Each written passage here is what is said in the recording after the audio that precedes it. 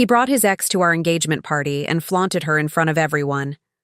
By midnight, he was on his knees begging me not to walk away as I revealed who really owned the venue his entire career hinged on.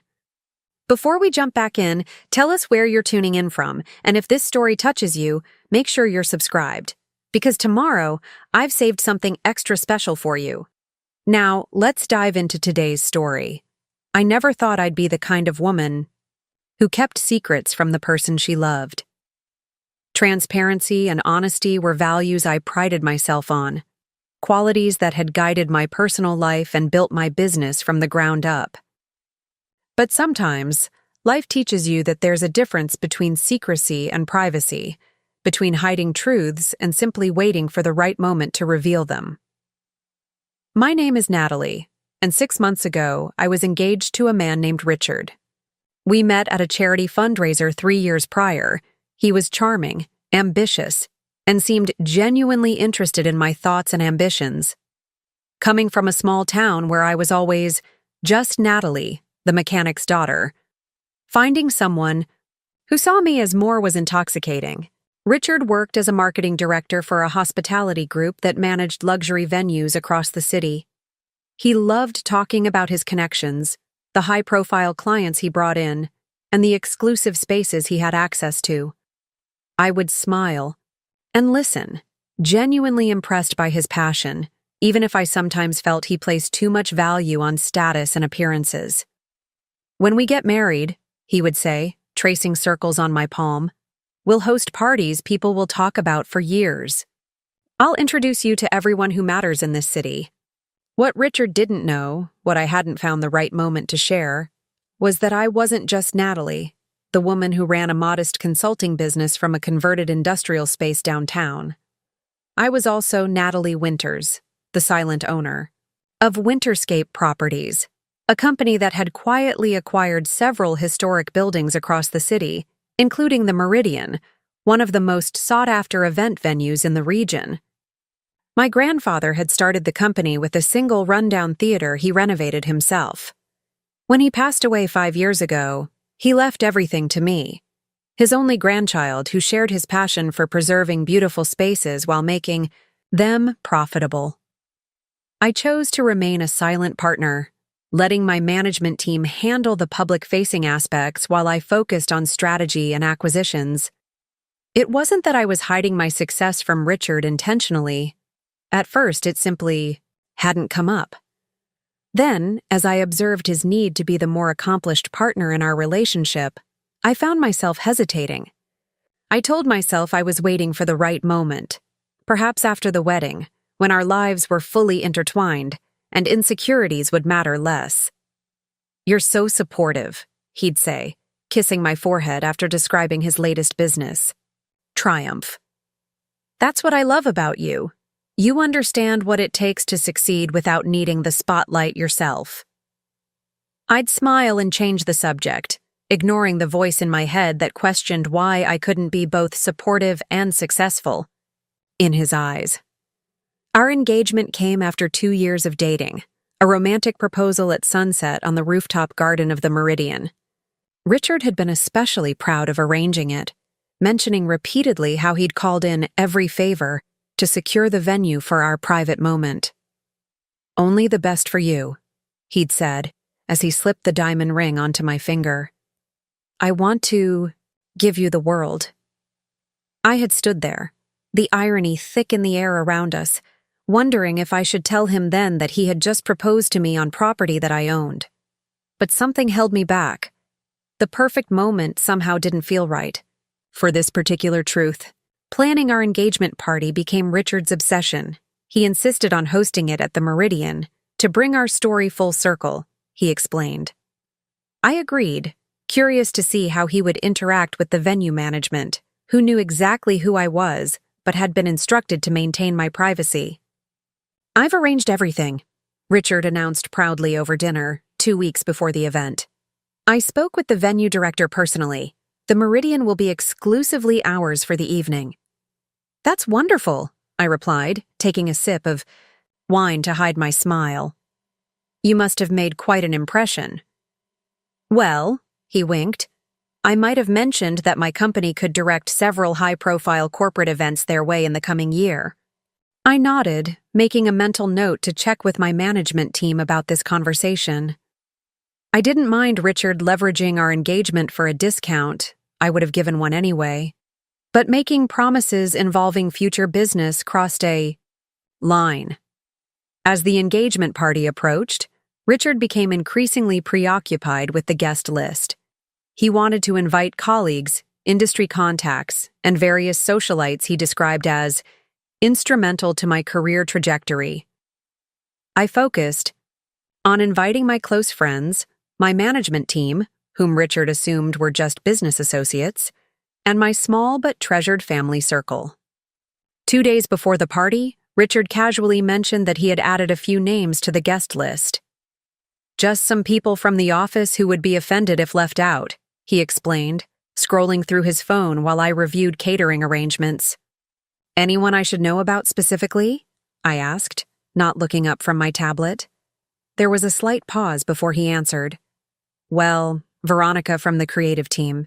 She's been instrumental in the Lux Hotels campaign. I felt a slight shift in the air at the mention of her name. Richard had spoken of Veronica before, always professionally, but with an undercurrent that had occasionally made me wonder. They had dated briefly before he met me, a fact he had disclosed early in our relationship. Your ex-girlfriend, Veronica? I asked, finally looking up at him. Richard's expression remained carefully neutral. That was years ago, Natalie. She's an important colleague now. It would be awkward not to include her when the entire creative team is coming. I studied him for a moment, noting the slightly defensive set of his shoulders, the way he wouldn't quite meet my eyes. Of course, I said finally. It's your career, and these are your colleagues. Invite whoever you think should be there. Relief washed over his features. Exactly. It's just business, nothing more. That night, I lay awake, questioning why I felt uneasy. Was it ordinary jealousy? The kind any woman might feel about her fiancé's ex attending their engagement party? Or was it something more specific to Richard and Veronica?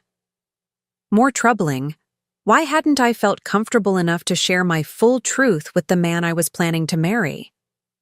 The morning of our engagement party arrived with a flurry of activity.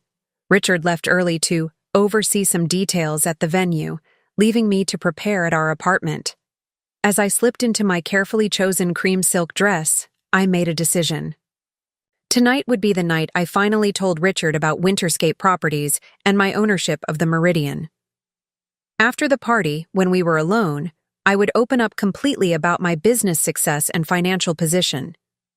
No more waiting for the perfect moment, I told my reflection, fastening a pair of sapphire earrings that had belonged to my grandmother. It's time for complete honesty. I arrived at the Meridian an hour before guests were due, expecting to find Richard reviewing arrangements with the staff. Instead, I was greeted by Elise, my venue director, looking uncharacteristically concerned. Ms. Winters, she said quietly, using my professional title despite my repeated requests to call me Natalie. There's something you should know before the other guests arrive. What is it? I asked, already sensing that my perfect evening was about to take an unexpected turn. Mr. Collins has made some adjustments to the arrangements we discussed, and he's been here for several hours with a woman from his office. They've been quite involved in redesigning aspects of the layout and decor. My stomach tightened. A woman? Do you mean Veronica? Elise nodded, her professional demeanor firmly in place despite the awkwardness of the situation. Yes. She introduced herself as the creative director of his team. They've been quite familiar with each other. I took a deep breath, my mind racing with possibilities, none of them pleasant. Where are they now? In the West Garden, finalizing the lighting arrangement. Thank you, Elise, I said, straightening my shoulders. Don't worry about me. Let's proceed as planned with the event. And please continue to maintain discretion about my ownership, at least for now. As I made my way toward the West Garden, I wasn't sure what I would find or how I would react. But one thing was becoming increasingly clear. The perfect moment I had been waiting for to reveal my truth might not exist, and perhaps it never had. Preparing and narrating this story took us a lot of time, so if you are enjoying it, subscribe to our channel. It means a lot to us. Now back to the story.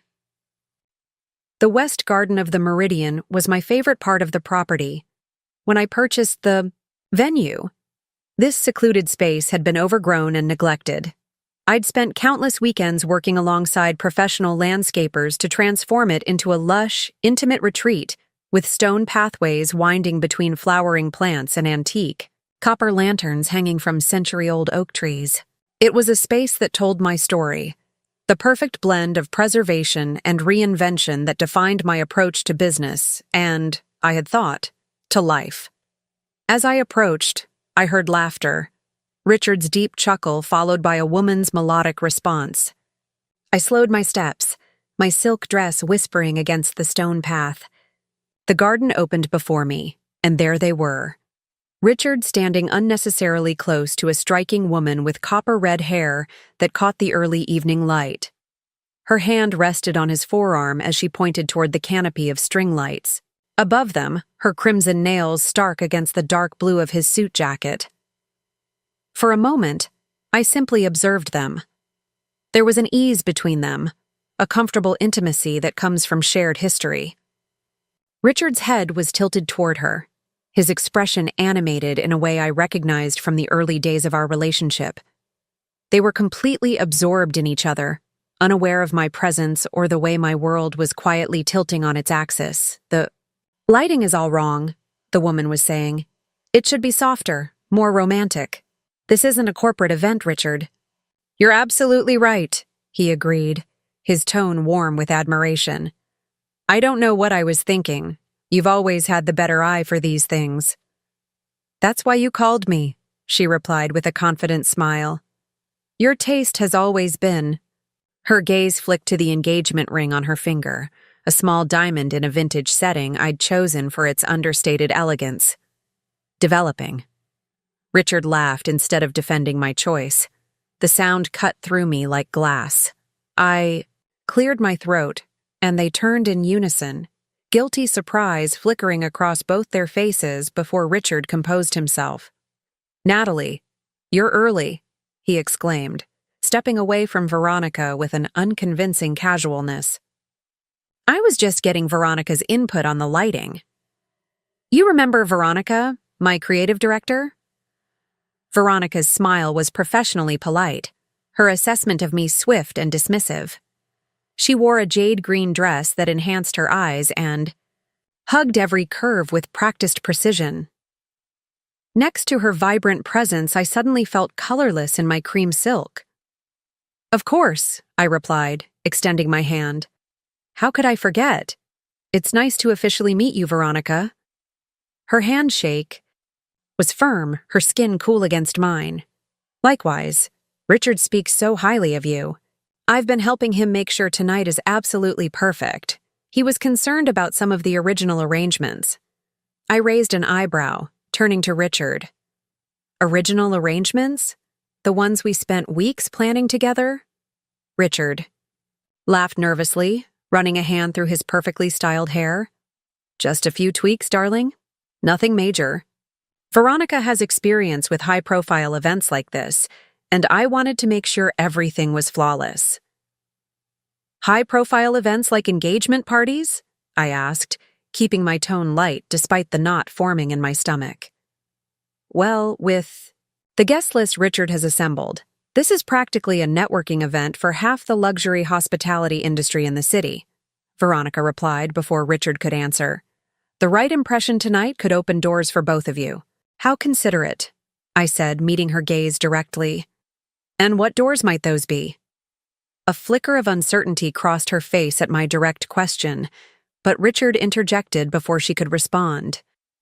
Sweetheart, why don't we check on the champagne? Service? I requested that specialty vintage you like. He placed his hand on the small of my back, attempting to guide me away from the garden and from Veronica. I stood my ground. Actually, I'd like to see these improvements you've both been working on. After all, it is our engagement party. Richard's smile tightened.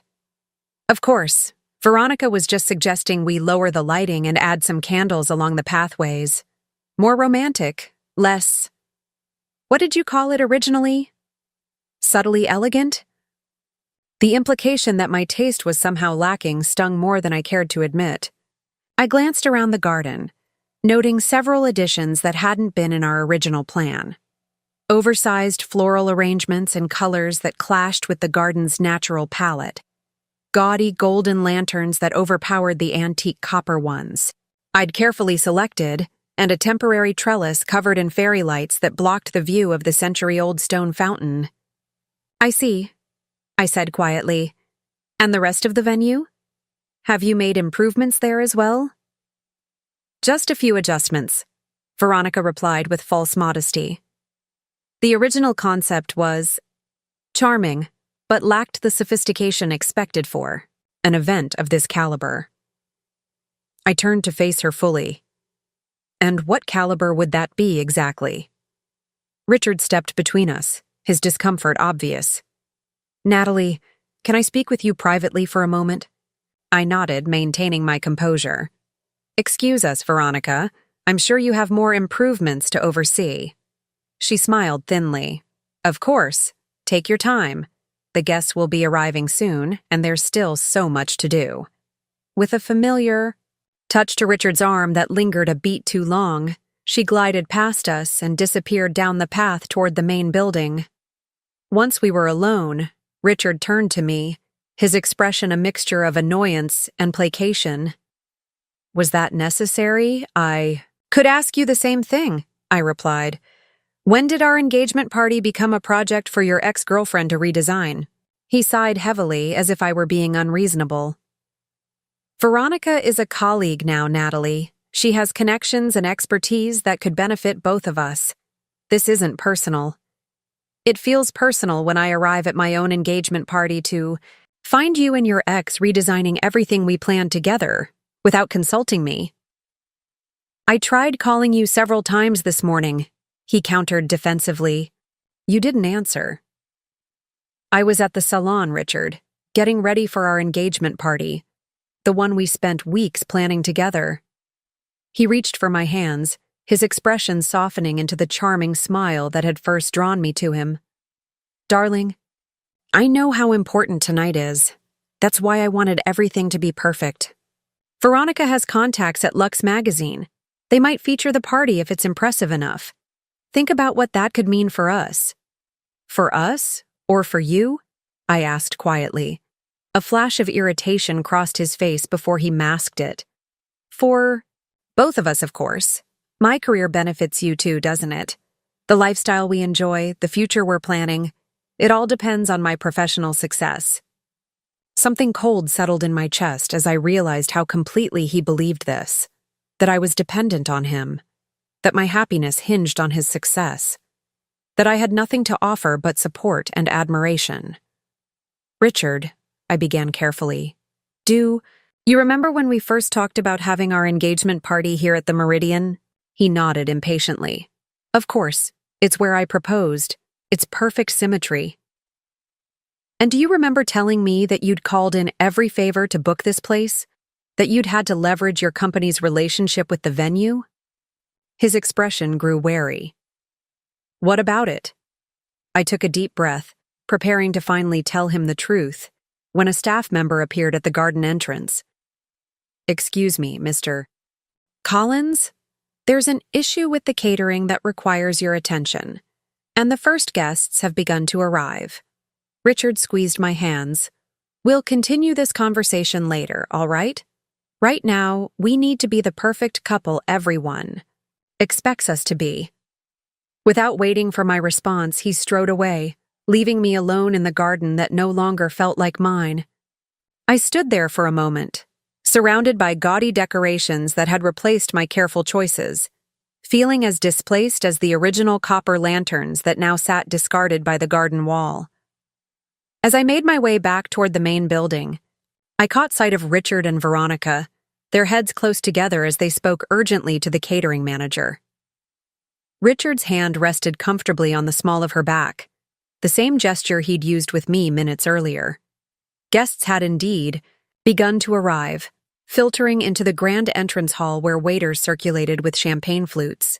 I plastered on a smile and moved to join them, the role of the perfect, supportive fiancé settling over me like an ill-fitting dress. But something had shifted irrevocably in the foundations of my relationship. The evening stretched before me, hours of pretense ahead while a decision crystallized in my mind. Tonight was indeed the night for truth, but perhaps not in the gentle, private moment I had planned. Some revelations I was beginning to understand demanded a grander stage. I found myself in the powder room of the Meridian's East Wing, a space few guests ever discovered. During renovations, I'd insisted on preserving the original Art Deco vanity and emerald-tiled walls while adding modern touches like the vintage-inspired sconces that cast a warm, flattering glow.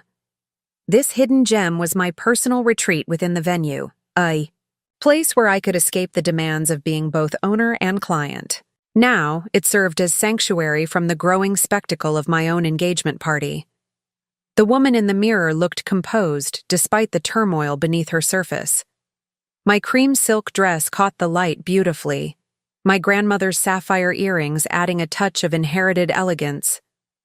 I looked like exactly what Richard wanted, a tasteful, supportive partner who complemented his ambitions without overshadowing them. "Is this really who you are?" I whispered to my reflection. For 3 years, I'd allowed Richard to believe I was a modestly successful small business owner who marveled at his connections and accomplishments. I'd downplayed my own achievements, never correcting his assumptions about my financial situation or business acumen. I told myself it was modesty, not deception. That I was waiting for the right moment, not hiding a fundamental part of myself.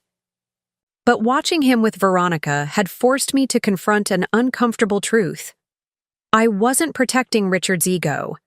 I was protecting a relationship built on a foundation that couldn't support the weight of my full self. I recalled the conversations where Richard had casually dismissed my business insights with patronizing smiles. The times he'd explained basic concepts I'd mastered years ago.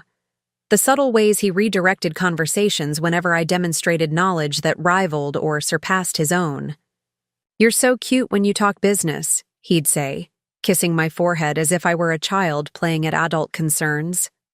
I had laughed it off, telling myself it didn't matter as long as we loved each other. But love without respect wasn't love at all. It was an arrangement where one person remained permanently diminished so the other could feel perpetually superior. The weight of this realization settled on my shoulders like a physical burden.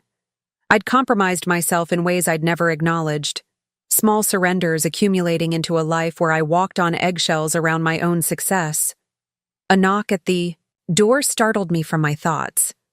"Natalie, are you in there?" It was Emma, my closest friend and the operations manager for Winterscape Properties. Unlike the rest of my team, who maintained the fiction of being mere acquaintances around Richard, Emma had been introduced as my college roommate. I opened the door to find her looking concerned, her sleek black pantsuit a stark contrast to the pastels and jewel tones favored by most of the female guests.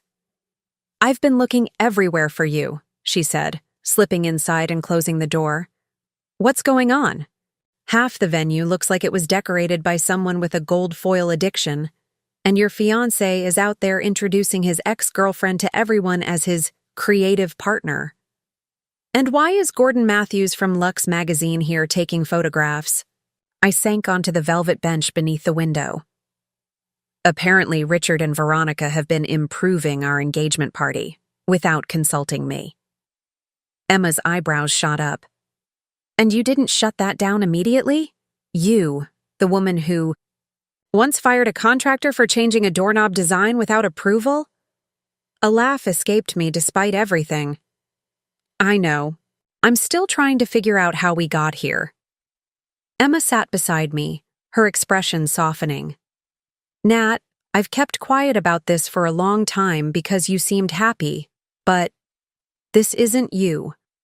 The woman I know would never let someone else dictate the terms of her life, especially not in her own building. That's the problem, isn't it? I said quietly. He doesn't know it's my building. He doesn't really know me at all. Because you haven't let him, Emma pointed out gently. The truth of her words stung. I thought I was being considerate. His pride is so wrapped up in his professional image, in being the provider, the successful one. And that's exactly the problem, Emma replied, her tone firmer now. A man who needs you to be less so he can feel like more isn't looking for a partner. He's looking for an accessory. I stared at her, the blunt assessment landing with the force of undeniable truth. But it's not just him, I admitted, voicing the thought that had been circling in my mind. I've been complicit in this. I chose to hide parts of myself instead of demanding a relationship where I could be fully seen and valued. Emma nodded. The question is, what are you going to do? About it now? Outside the powder room, I could hear the party gaining momentum, laughter, music, the clinking of glasses, an event celebrating a union that, I now understood, had been built on carefully maintained illusions. I don't know, I said honestly. Confronting him here in front of everyone seems petty. It's not petty to stand up for yourself, Emma countered. Besides, from what I've seen out there, Richard doesn't seem concerned about embarrassing you. What do you mean? Emma hesitated, then pulled out her phone and scrolled through a few images before handing it to me. I took these about 10 minutes ago. The photos showed Richard and Veronica standing close together near the champagne fountain. In one image, his hand rested intimately on her waist as they laughed together. In another, she was straightening his tie, their faces, mere inches apart. The final photo caught them in what appeared to be a private toast, their glasses touching as they gazed at each other with unmistakable intimacy. They're not even trying to be discreet, Emma said quietly, and people are noticing. A curious calm settled over me as I handed the phone back. Not the numb shock of betrayal, but the crystalline clarity that comes with perfect understanding.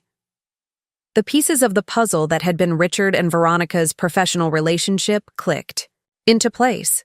The late meetings, the weekend team-building retreats, the texts that made him smile in a way my messages never did.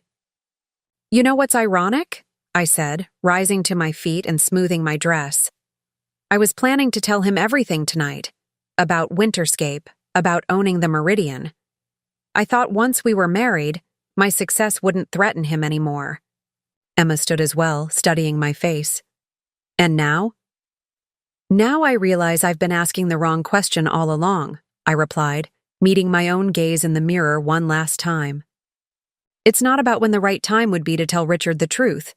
It's about why I ever thought I needed to hide it in the first place. The woman reflected back at me was no longer uncertain. Her eyes were clear, her posture straight, her purpose defined. This was the woman who had built Winterscape Properties from her grandfather's legacy. The woman who made decisions worth millions without flinching. The woman who had, somehow, allowed herself to be diminished in the name of love, or what she had mistaken for love. What are you going to do? Emma asked, recognizing the shift in my demeanor. I touched my grandmother's sapphire earrings for courage, thinking of the strong woman who had worn them before me, a woman who had never compromised her worth for anyone.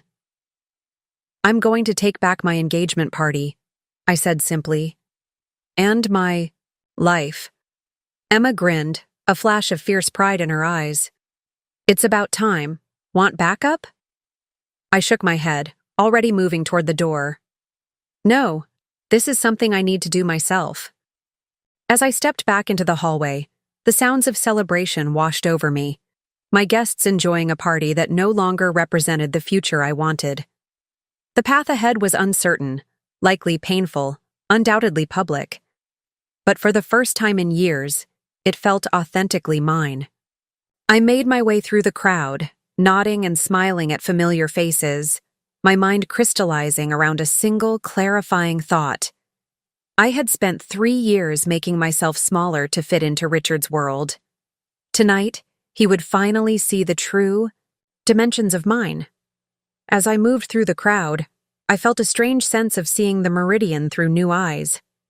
The venue that had once been my proudest achievement now felt like contested territory, marked by garish decorations that clashed with the building's historic character.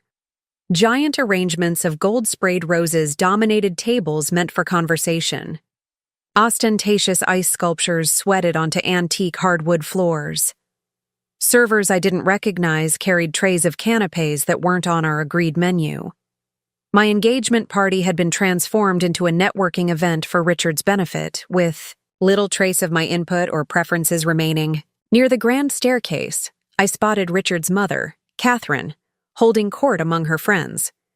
She'd never approved of me, viewing my middle-class background and little business as signs I wasn't suitable for her son. Now she was gesturing animatedly toward Veronica, who stood nearby with Richard. "Doesn't she just bring a touch of class to the whole affair?" Catherine was saying, loud enough to carry.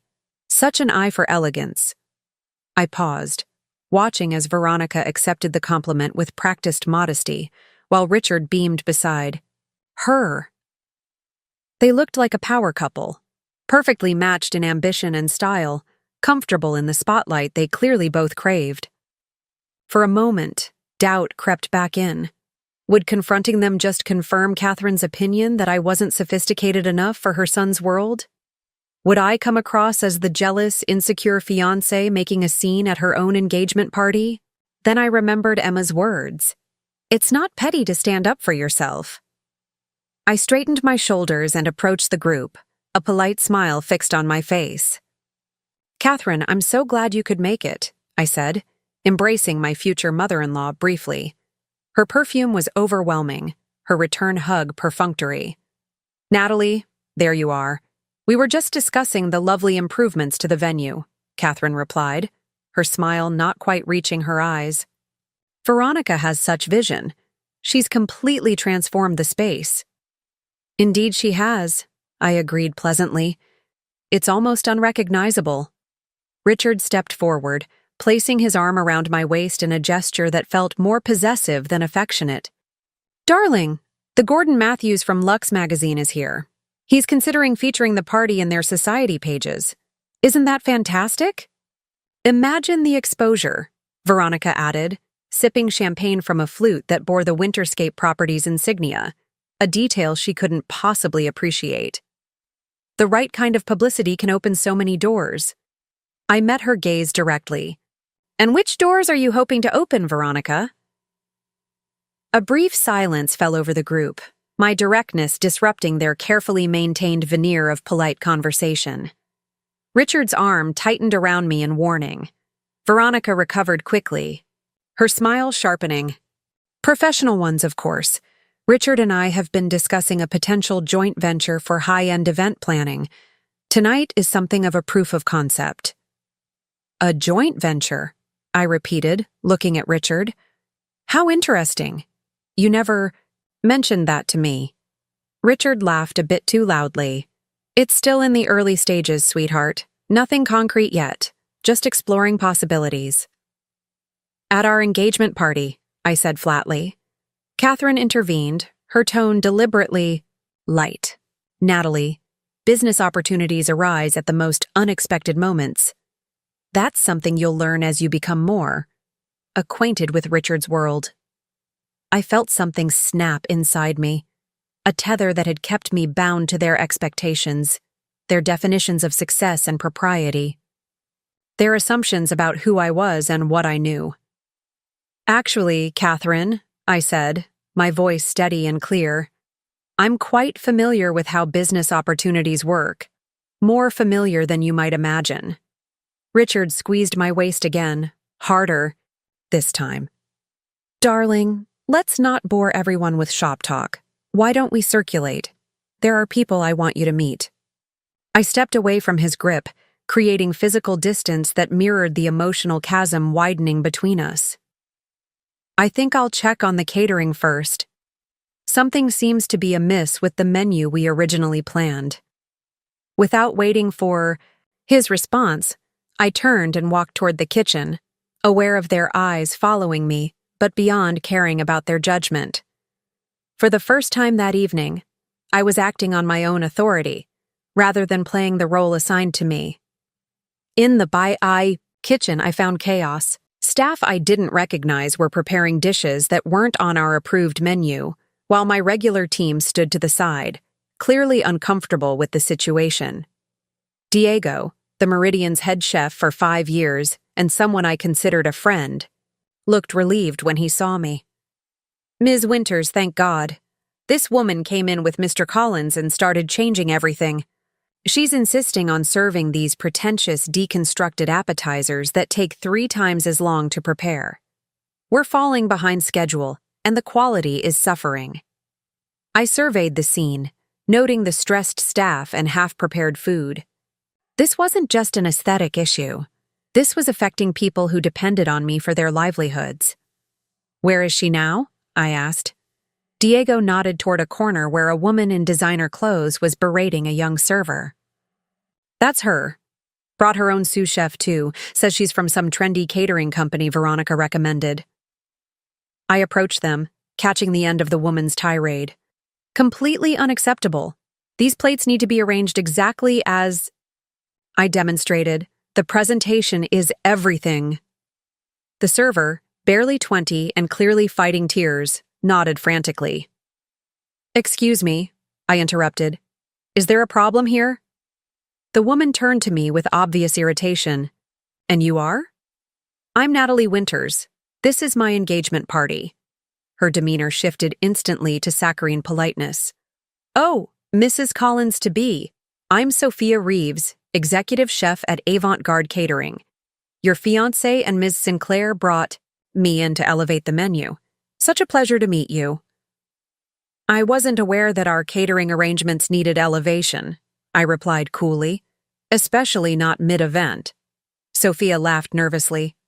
"Well, when Mr. Collins explained the caliber of guests attending, we all agreed that the original menu was a bit provincial. Lux magazine has very discerning tastes, you know." I looked at the plates waiting to be served. Tiny portions of deconstructed food, artfully arranged but impractical for a standing reception. Food designed to impress rather than satisfy. Style over substance. It struck me as the perfect metaphor for what my relationship with Richard had become. "Diego," I called, "please revert to our original menu immediately." Sophia's eyes widened. "But Mr. Collins specifically approved." "Mr. Collins doesn't have the authority to make those decisions," I said firmly. "I do." The kitchen fell silent, staff pausing to watch the confrontation. Diego stepped forward, unable to hide his smile. "Right. Away, Ms. Winters. We can have the first course ready in 15 minutes. I turned back to Sophia. "Thank you for your time, but your services won't be needed tonight." But," she sputtered, "Ms. Sinclair assured me this would lead to a long-term contract with Lux Properties. Mr. Collins promised..." "Whatever Mr. Collins promised was not his to offer," I replied evenly.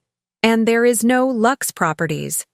If you're referring to the hospitality group that owns this venue, it's called Winterscape Properties." Her face fell. "I've already turned down other events for tonight.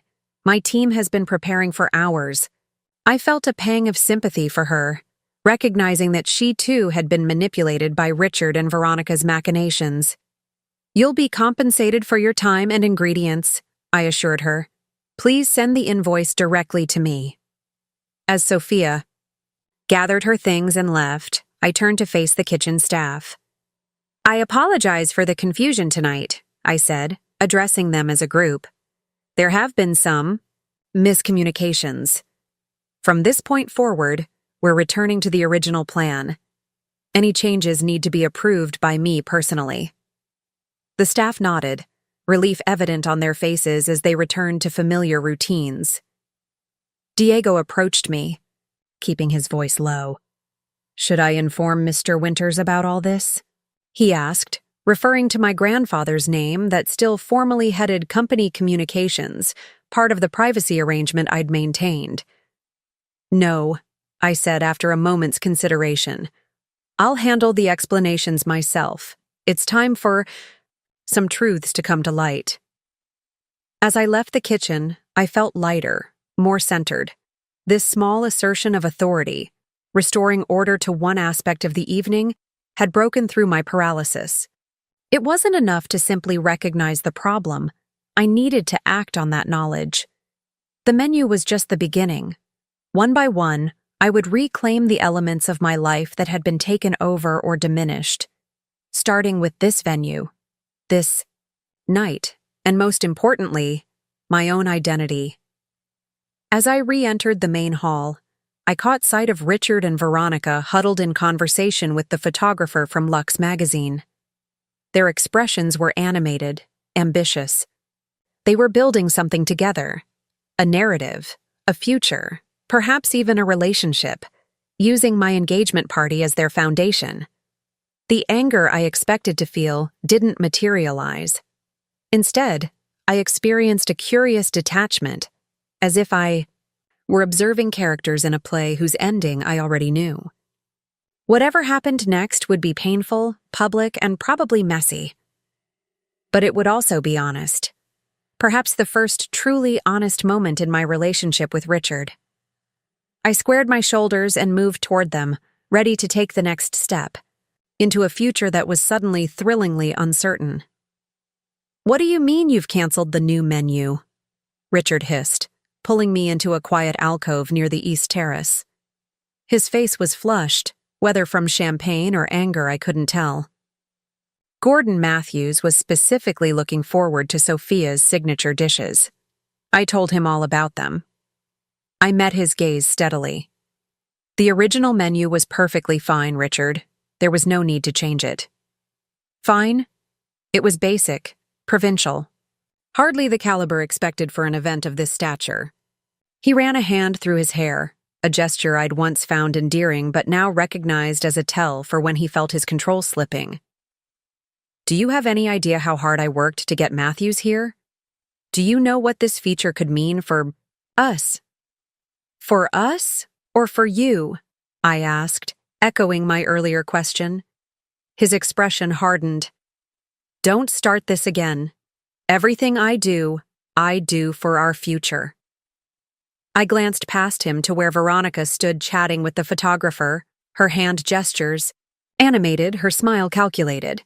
"Including bringing your ex-girlfriend to redesign our engagement party without consulting me? Including starting a joint venture with her that you never bothered to mention?"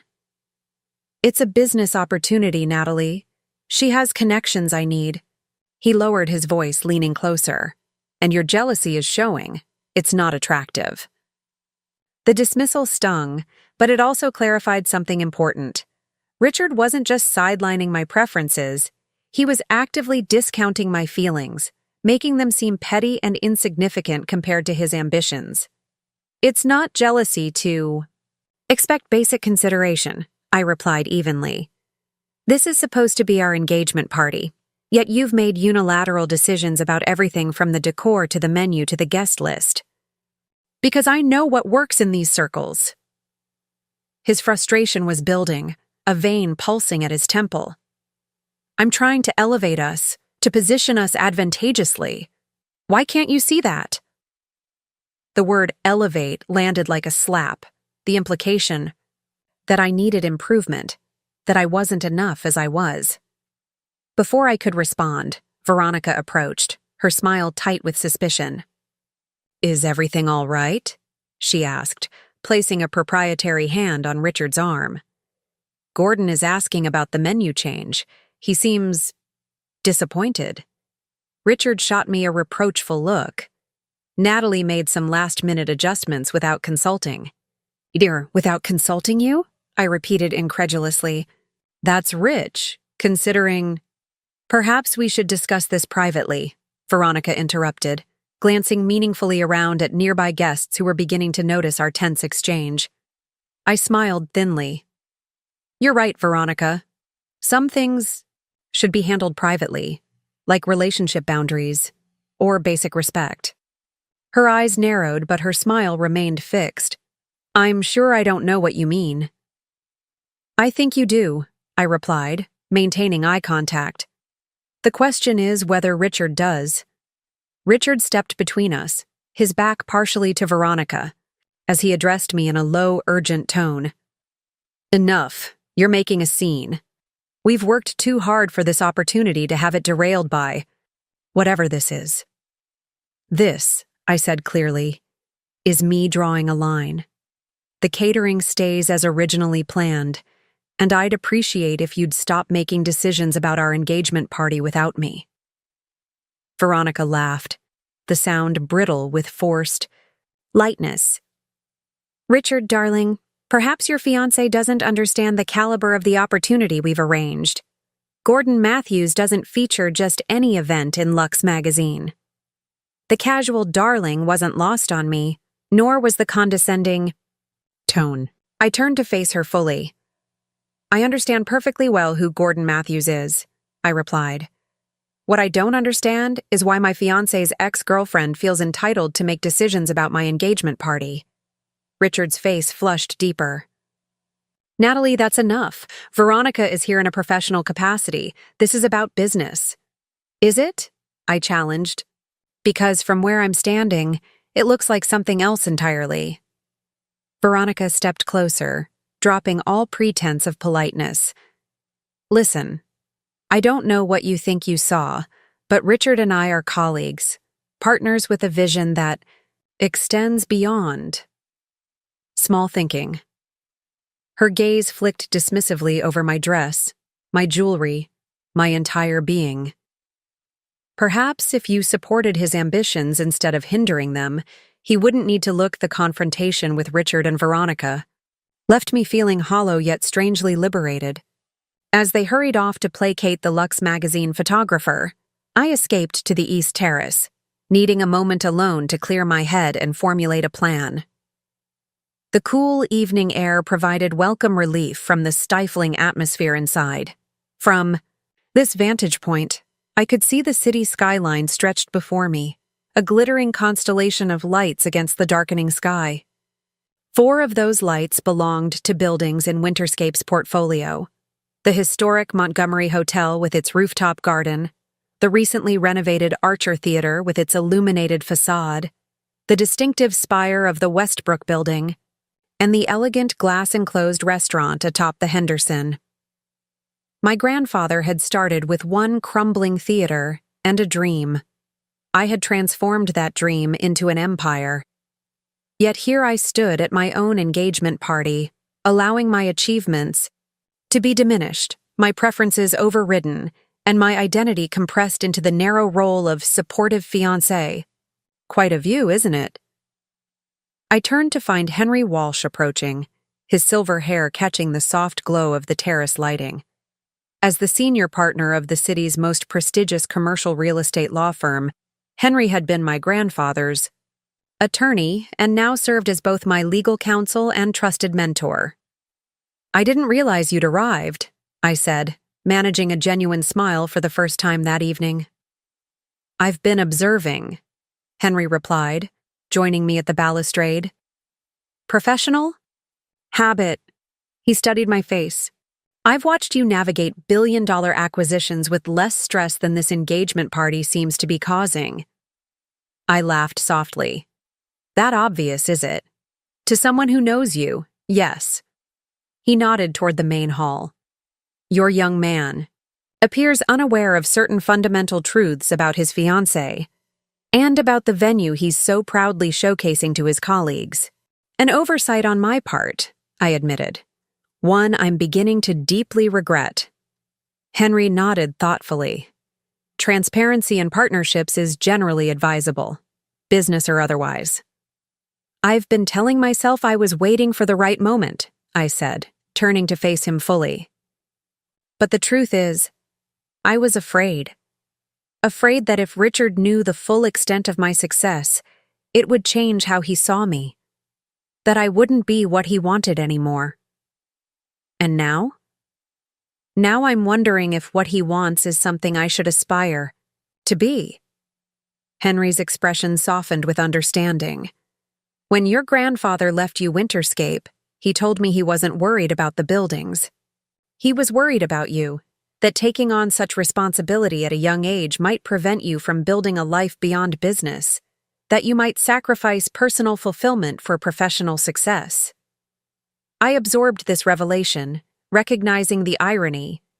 Instead, I've been sacrificing professional identity for a relationship that apparently can't accommodate the full scope of who I am. So what will you do? Henry asked, his question both simple and profound.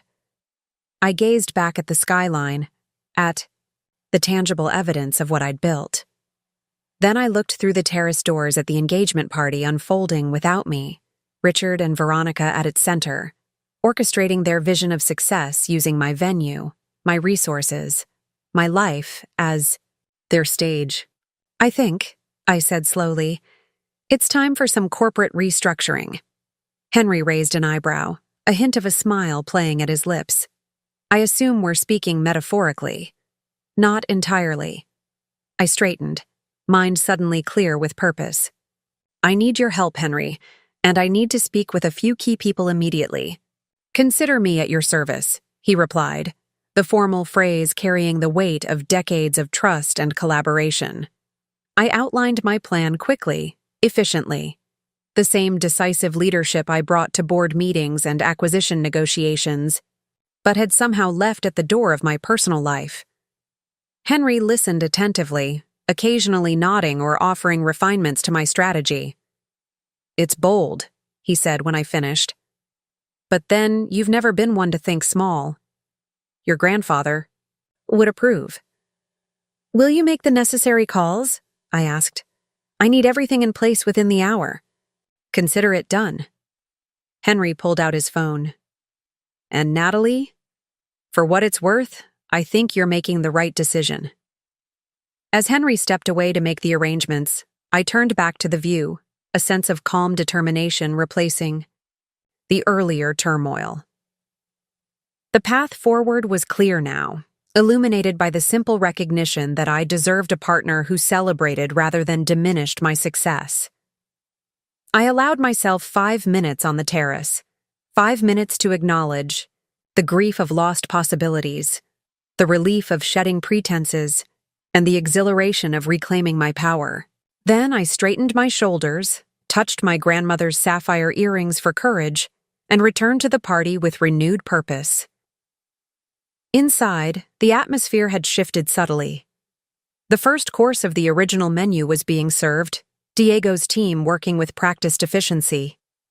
Several guests approached to compliment the food, unaware of the earlier drama in the kitchen. I accepted their praise graciously, noting with satisfaction that Richard's attempt to elevate the offerings had been unnecessary. Across the room, I spotted Emma deep in conversation with Elise, my venue director. They both looked up as I approached, their expressions questioning. Everything's set, Emma reported quietly. Henry's making the final arrangements now. Good, I nodded. And the documentation? Elise handed me a slim leather portfolio. All the necessary papers as requested. The deed, the ownership certificates, the operating agreements, everything that confirms Winterscape's ownership of the Meridian and your ownership of Winterscape. Perfect, I said, tucking the portfolio under my arm. And the guest list. Verification? Complete, Emma confirmed. At least 15 people here tonight have direct business relationships with Winterscape properties, including 4 who sit on boards of companies where Richard is pitching for contracts.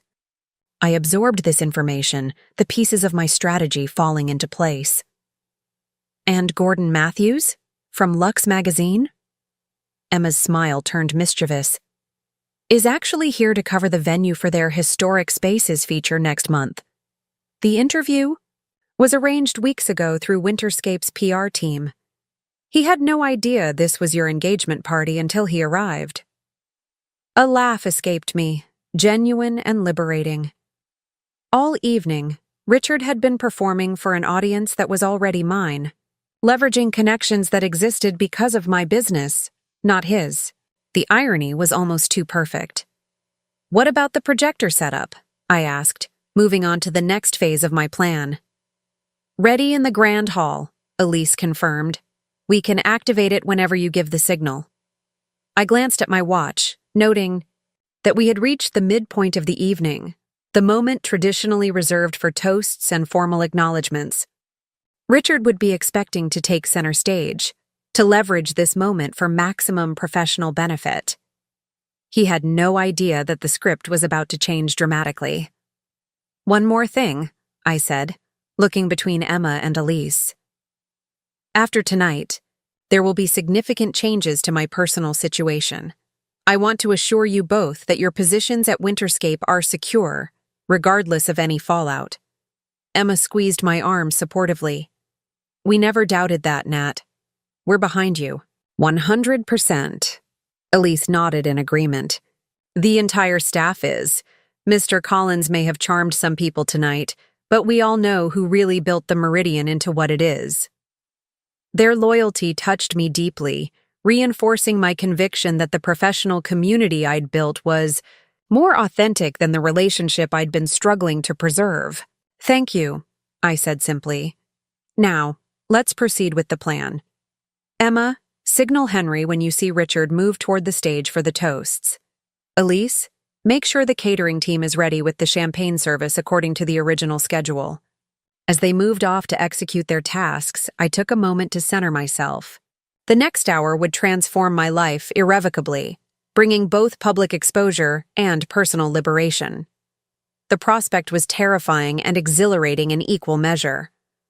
Across the room, I caught sight of Richard and Veronica, their heads bent, close together as they charmed a circle of influential guests. Richard's arm rested comfortably around Veronica's waist, a gesture too intimate for mere colleagues, too familiar for my engagement party. In that moment, any remaining doubt evaporated. My strategy wasn't about revenge or public humiliation.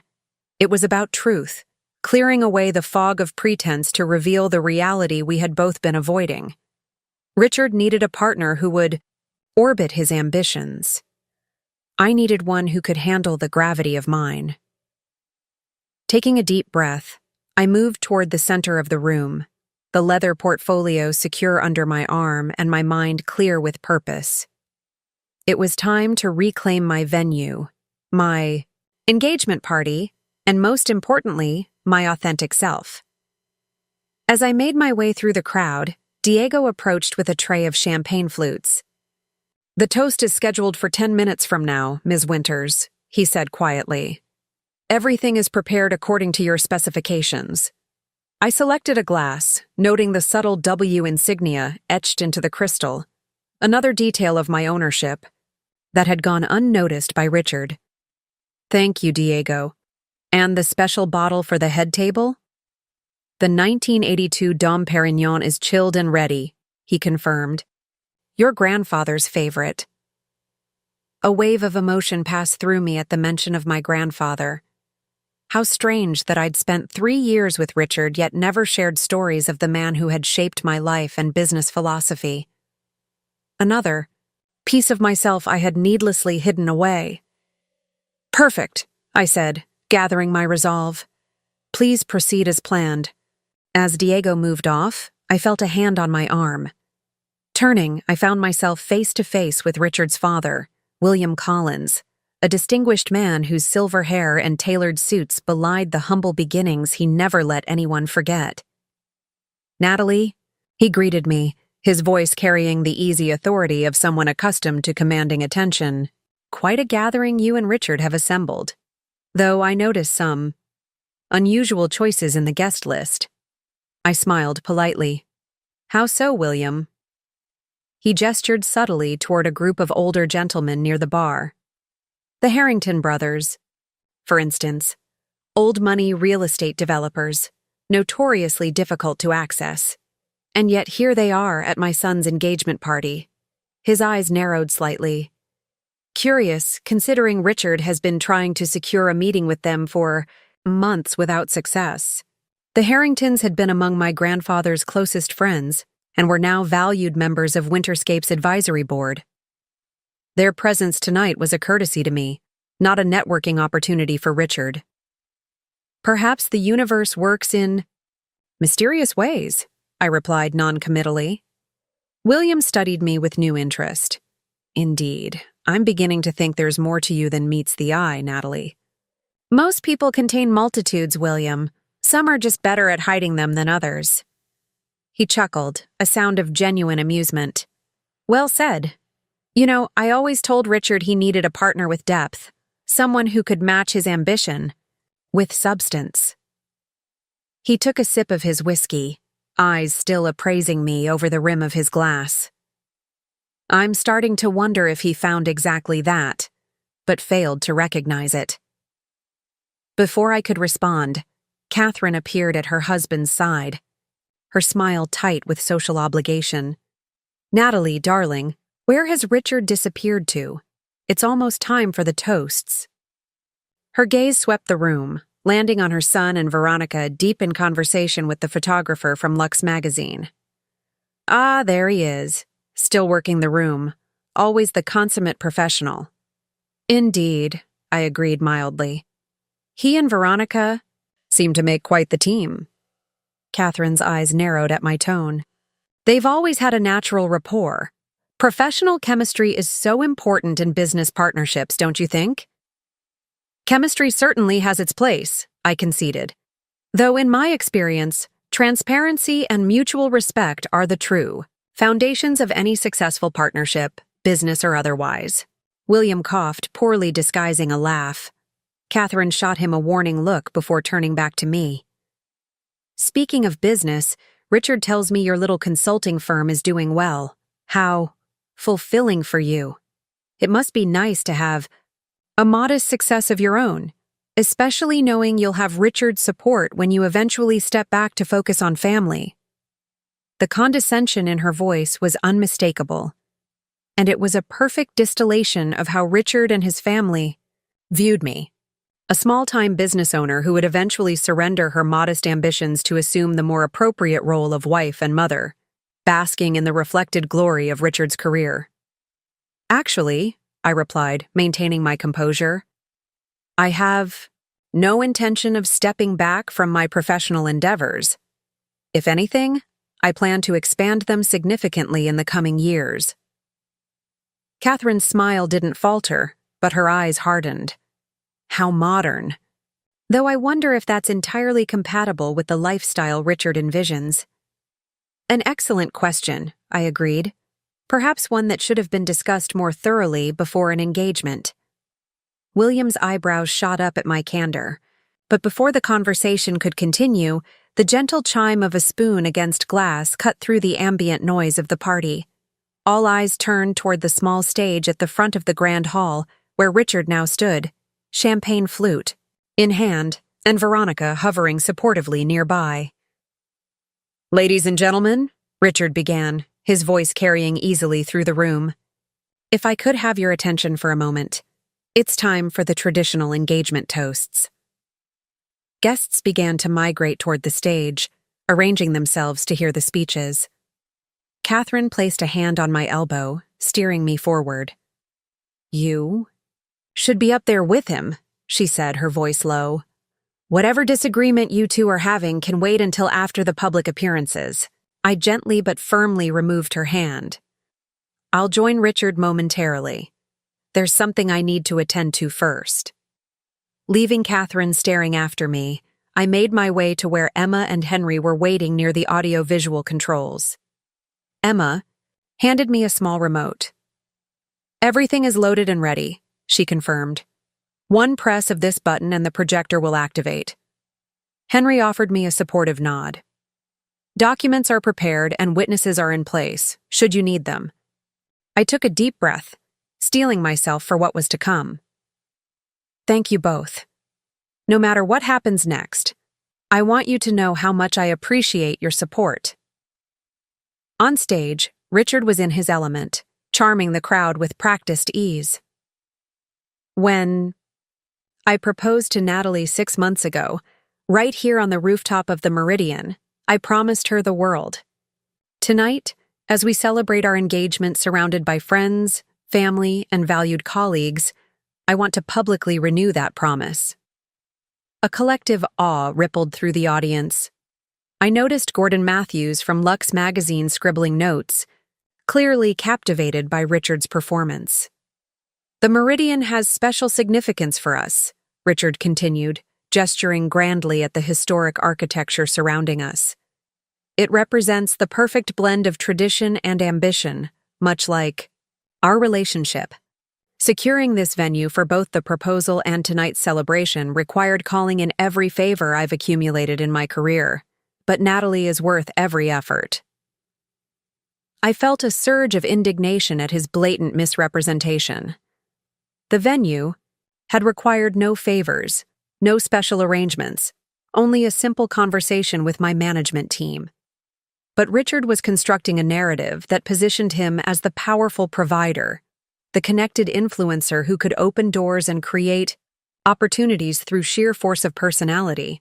It was the same narrative he had applied to our entire relationship, one where his success was central and mine was peripheral, where his contributions were significant and mine were supplementary. "I'd like to invite my beautiful fiancée to join me on stage," Richard announced, scanning the crowd for me. "Natalie, darling, where are you?" This was the moment. I could feel the weight of the remote in my hand, the leather portfolio tucked under my arm, the eyes of the crowd shifting to locate me. The strategy I had formulated with Henry and Emma was about to be put to the test. There would be no going back once I stepped forward. For a brief, vertiginous moment, doubt assailed me. Was I overreacting? Making too much of Richard's actions tonight? Creating unnecessary drama that would damage not just our relationship, but potentially my professional reputation? Then my gaze landed on Veronica, still hovering at the edge of the stage, her expression a mixture of triumph and anticipation, as she watched Richard command the room. In that moment, I knew with absolute clarity that proceeding with the engagement would mean surrendering more than my privacy. It would mean surrendering my identity, my autonomy, and my hard-won success.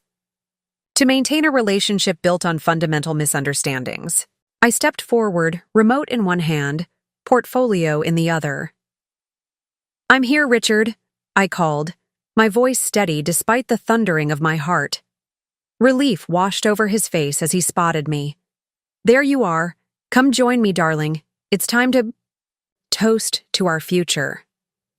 As I made my way toward the stage, the crowd parted before me, murmurs of approval following in my wake. I was acutely aware of Henry and Emma taking strategic positions near the room's exits, of Elise quietly directing the catering staff to prepare for the next phase, of Diego standing ready with a special bottle of champagne. I reached the 3 steps leading up to the stage and paused, suddenly aware that once I ascended, there would be no graceful retreat. The path I had chosen would unfold before the assembled crowd, changing irrevocably how they, and Richard, saw me. An unexpected memory surfaced. My grandfather on the day he handed me the keys to Winterscape's first office building. "Remember, Natalie," he'd said, his weathered hand covering mine. "It's not the buildings that matter in the end. It's whether you can stand tall in your own foundation." The memory steadied me. Whatever came next, I would face it as my true self, not the diminished version I had allowed Richard to believe in. I climbed the steps, accepting Richard's outstretched hand with a smile that felt strangely genuine despite everything. He drew me to his side, his arm circling my waist in a gesture that now felt more possessive than affectionate. "Ladies and gentlemen," he announced, "my fiancée, Natalie Winters, soon to be Natalie Collins." Applause filled the room. Cameras flashed. The moment stretched before me, a tipping point between the life I had been living and the one I deserved.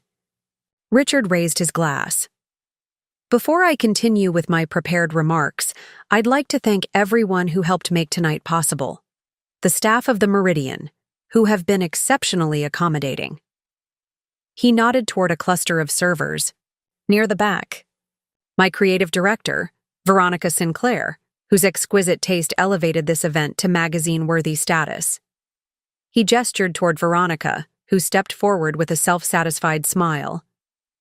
And of course, Gordon Matthews from Lux magazine, who graciously agreed to feature our celebration in next month's issue. Each acknowledgement struck me as a subtle devaluation of my preferences in planning the party, of my taste in selecting the venue, of my worth as anything more than an accessory to Richard's carefully curated public image. "Richard," I interrupted gently, "may I add something before we continue?" He looked momentarily thrown by the deviation from script, but recovered with a camera-ready smile. "Of course, darling. The floor is yours."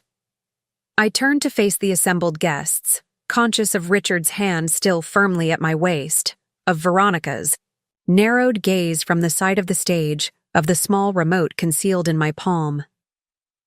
"I'd like to begin by thanking you all for joining us tonight," I said, my voice clear and steady. "Your presence means a great deal to both of us. Many of you have known Richard for years through business connections, but fewer know me well." I paused, feeling the weight of truth waiting to be spoken. That's partly by design, as I've always valued privacy in my professional life. But tonight, I think it's time for proper introductions. Richard's grip on my waist tightened slightly. A warning, a question, or perhaps simple confusion at this departure from the expected script of supportive fiancé. "Richard mentioned the significance of the meridian in our relationship," I continued. "What he didn't mention, what he doesn't know, is that my connection to this venue runs far deeper than his." A murmur rippled through the crowd. Richard's smile remained fixed, but his eyes betrayed growing confusion. "Natalie?" he questioned softly, the uncertainty in his voice audible only to me. I pressed the button on the remote. Behind us, a large screen descended from the ceiling, and the projector illuminated with the Winterscape Properties logo, a stylized W against the silhouette of a historic building facade.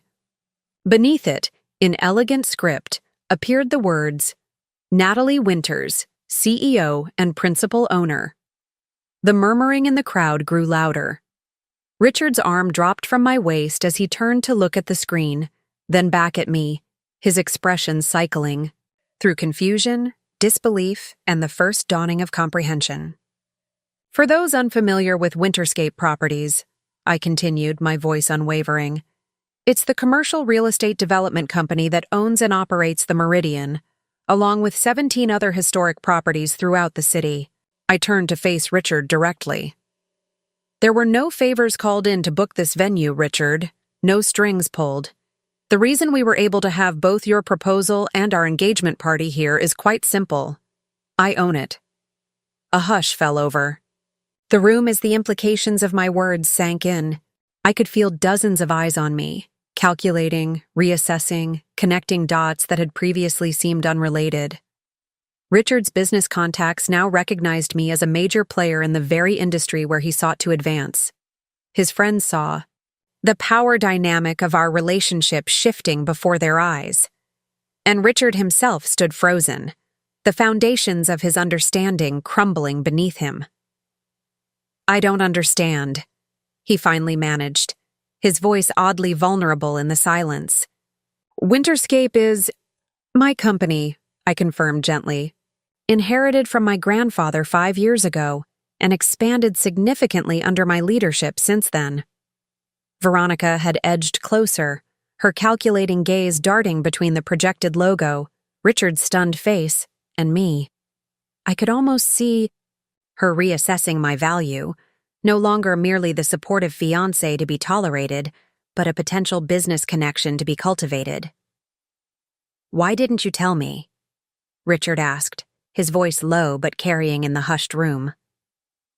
"All this time, you let me believe that I was a small business owner who admired your ambition?" I completed his thought. "Yes, I did. At first because it didn't seem relevant. We were just dating. Later, because I noticed something troubling.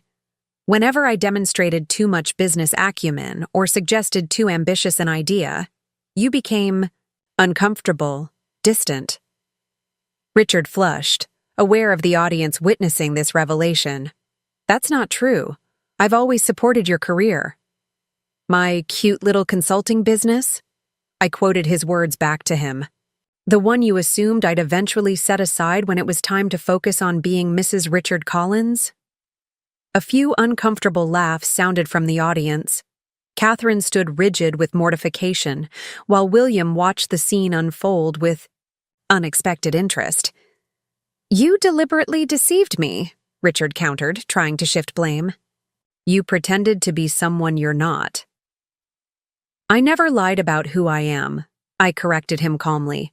I simply didn't volunteer information you never asked for. You assumed I wasn't particularly successful or ambitious because that narrative fit your expectations better than the truth. Richard's gaze darted to the assembled crowd, clearly gauging the damage to his carefully cultivated image.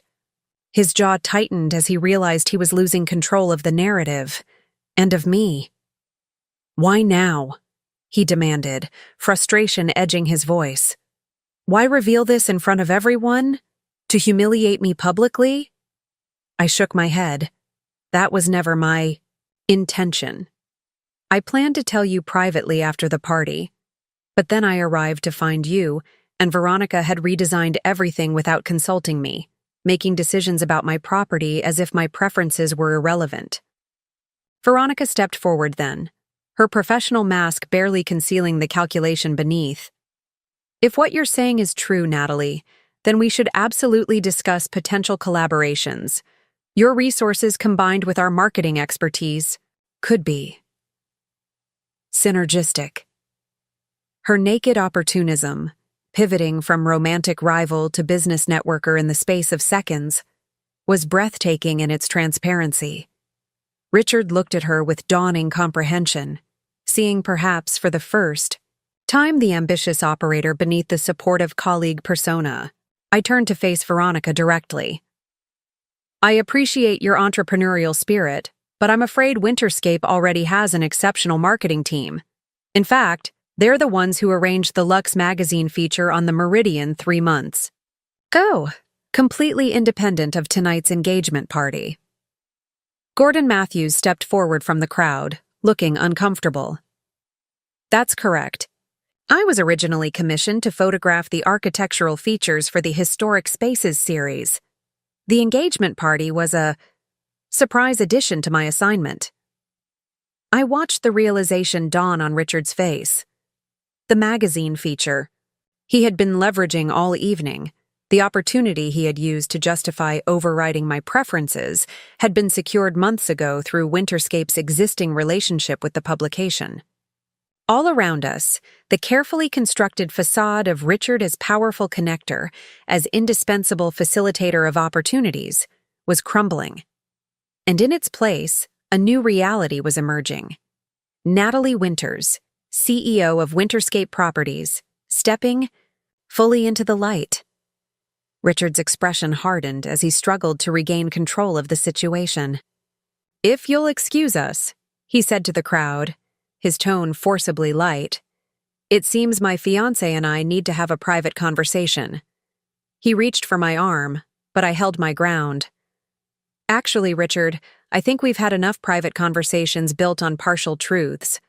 If you have something to say to me, you can say it right here. His eyes flashed with anger, not just at the challenge to his authority, but at the public nature of that challenge. For perhaps the first time in our relationship, he was seeing the real me, not the accommodating, supportive partner he had expected, but a woman who had built an empire of her own, who had succeeded in the very industry where he sought to make his mark. And judging by the tightening of his jaw, the revelation was not a welcome one. Fine, he said, voice tight with suppressed emotion. You want public? Then let's be public. How about explaining to our guests why you felt the need to maintain this elaborate deception? Why you couldn't trust the man you agreed to marry with the truth about your business? The question hung in the air between us, a gauntlet thrown down, a test of my resolve and my willingness to confront the most uncomfortable truth of all. my own complicity in the charade our relationship had become. Richard's question hung in the air, challenging and accusatory. Our guests had gone completely silent, watching the drama unfold with a mixture of discomfort and fascination. For a heartbeat, I considered deflecting, making some gentle excuse that would save face for both of us and allow us to continue this conversation in private. But that impulse to smooth things over, to protect Richard's ego at the expense of my truth, was precisely what had led us to this moment. It was time to break the pattern. "That's a fair question," I acknowledged, my voice calm despite the tension crackling between us. "The truth is, I started noticing early in our relationship that you seemed most comfortable when you were the more accomplished partner. When I offered business insights that matched or exceeded yours, you would dismiss them or change the subject. You'd explain basic concepts I'd mastered years ago, interrupting me if I demonstrated too much knowledge." Richard's face flushed. "That's ridiculous. I've always respected your intelligence." "My intelligence, yes," I agreed, "but not my ambition or my success. Those made you uneasy. So I began downplaying them, telling myself I was being considerate of your feelings, that the right moment to share the full extent of my business would come eventually. But that moment never seemed to arrive, because the deeper we got into our relationship, the more I realized that you needed me to be less so, you could feel like more." A murmur rippled through the crowd. I could see recognition in some of the women's faces, an uncomfortable familiarity with the dynamic I was describing. "That's absurd," Richard protested, though his voice lacked conviction. "You're making me sound like some insecure chauvinist." "I'm not trying to demonize you, Richard. I'm answering your question honestly, and taking responsibility for my part in this as well. I chose to hide pieces of myself instead of demanding a relationship where I could be fully seen and valued." Veronica, ever the opportunist, attempted to intervene. "Perhaps we should continue this discussion in private. I'm sure the guests can make their own decisions about whether to stay or go," I interrupted firmly. "But this is my venue, and I'm finished hiding who I am within its walls." My directness seemed to stun her into momentary silence. Richard, however, was regrouping, his expression shifting from defensive to calculating. "Your venue," he repeated, emphasizing the words. "That's what this is really about, isn't it? Ownership, control. You've been planning this ambush, all along." I shook my head. "This wasn't planned, Richard. If it had been, I would have prepared better remarks." A ripple of nervous laughter moved through the audience. What was planned was a private conversation after the party, where I would finally share the truth about Winterscape.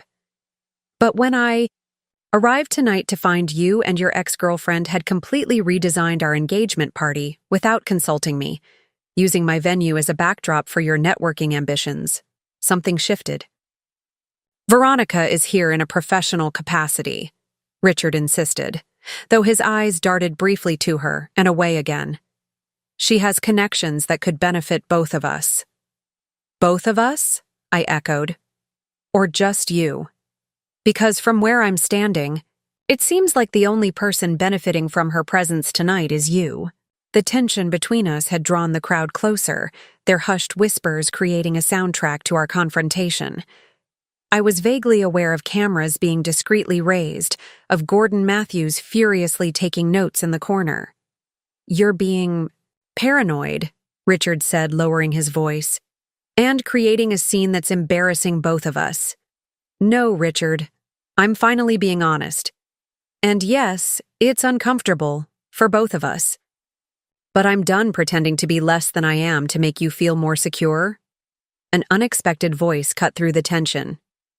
"If I might interject," Henry Walsh said, stepping forward from the crowd. "As legal counsel for Winterscape Properties, and Ms. Winters personally, I feel compelled to clarify some points that may be relevant to tonight's my discussions." All eyes turned to Henry, his distinguished presence commanding immediate attention. Richard's expression shifted from angry to wary at the introduction of a legal perspective. The revelation of Ms. Winter's ownership of this venue and her position as CEO of Winterscape is, of course, significant, Henry continued. But there's another aspect that may be of interest. He nodded toward Emma, who tapped at her tablet. The screen behind us changed, displaying a document with Lux Magazine's letterhead. This is a contract signed 3 months ago between Winterscape Properties and Lux Magazine, Henry explained. It outlines a 6-part feature series on historic venues in the city, beginning with the Meridian. Gordon Matthews stepped forward, looking slightly uncomfortable. That's correct. The engagement party was a surprise addition to my assignment. I was originally commissioned to photograph the architectural features of the Meridian for our Historic Spaces series. Richard's complexion had gone from flushed to ashen. You mean the magazine feature? The one I've been leveraging all evening? Was already in place? Because of Natalie? Precisely, Henry confirmed. Furthermore, several of the business connections Mr. Collins has been cultivating tonight are, in fact, long-standing associates of Winterscape Properties. The Harrington brothers, for instance, served on the advisory board with Ms. Winter's grandfather and continue that relationship with her.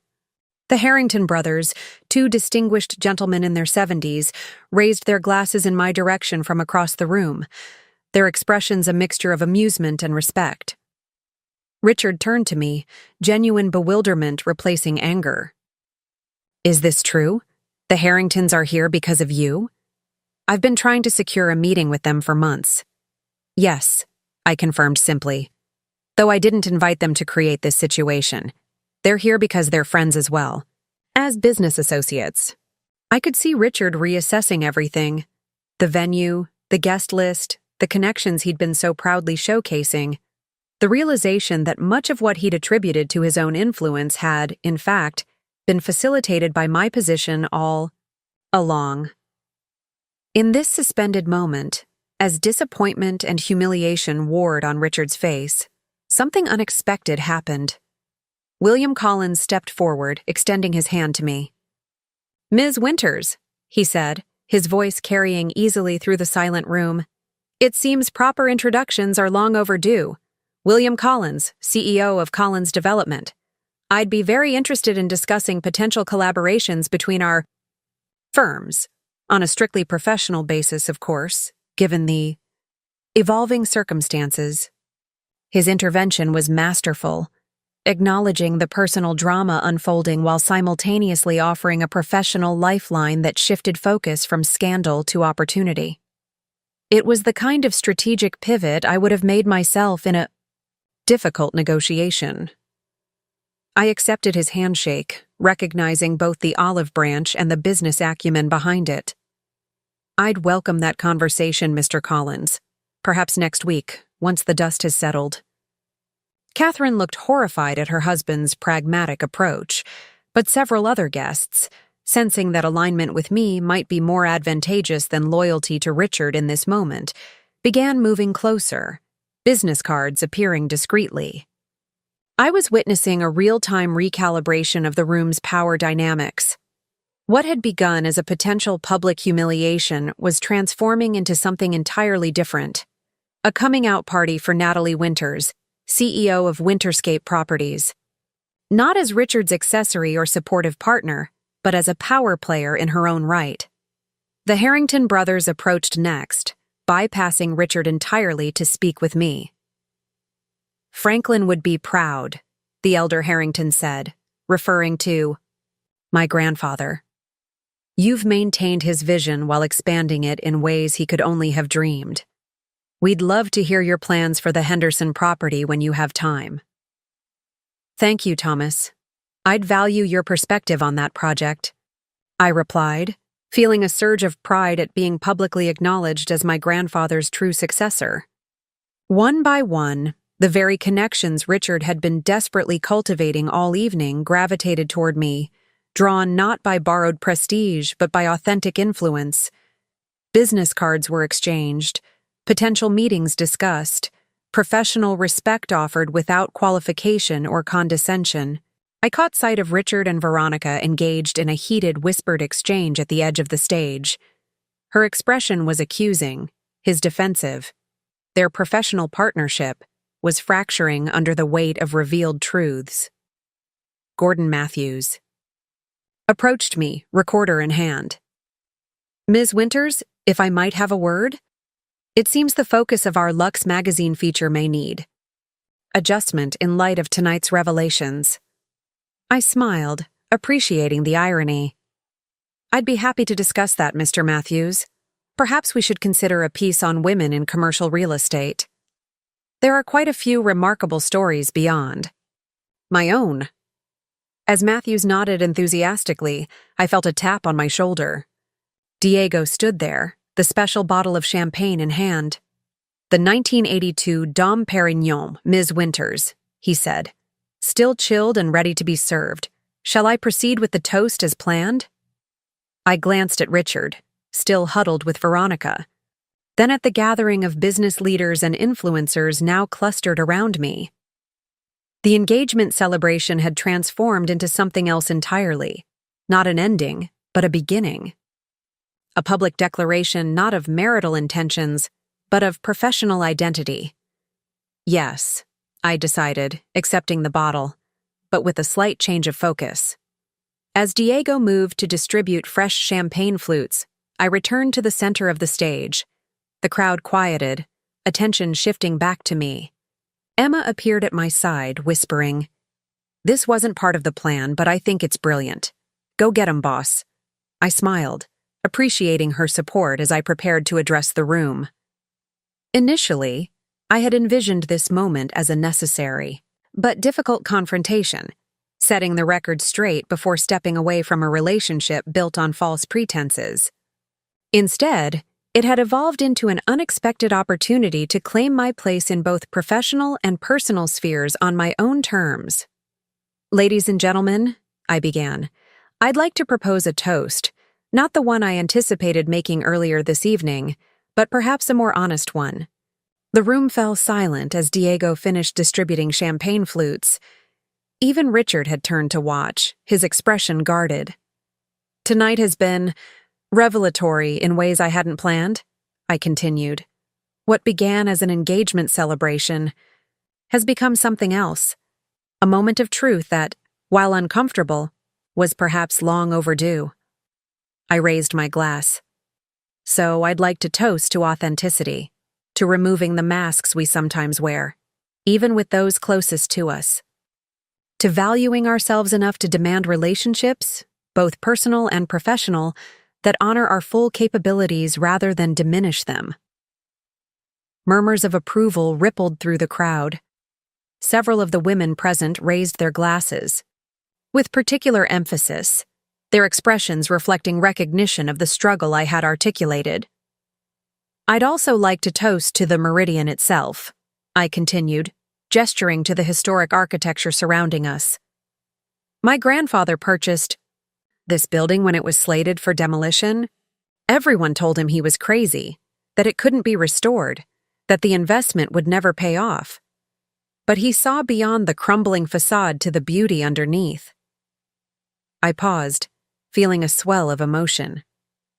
"He taught me that some things, buildings, businesses, and yes, people, are worth investing in, worth restoring to their full potential. But he also taught me that we shouldn't have to diminish our light to be worthy of love or respect." My gaze found Richard's across the room. His expression had softened slightly, a complexity of emotions playing across his features. Anger still, but also confusion, loss, and perhaps a dawning recognition of what he had failed to see.